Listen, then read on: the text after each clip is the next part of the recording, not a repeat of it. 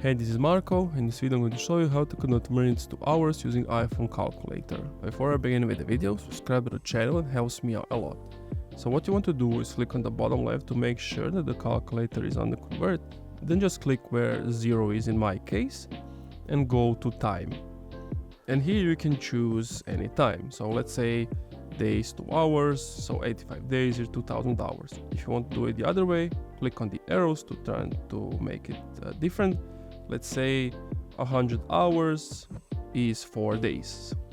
So then you can play around with it. So you can convert like days to microseconds, milliseconds, minute, nanoseconds, week, year, hours to, let's say, weeks. So 80 hours, it's not even 1 week. Let's say 900 hours, it's 5 weeks. So we can do like hours to days, seconds to minutes, seconds to hours, seconds to days, minutes to hours, minutes to days, hours to minutes. Like, you can play around with it and just switch the positions as you need it. And that's it. Thank you for watching this video. If you enjoyed, leave a like, comment, subscribe.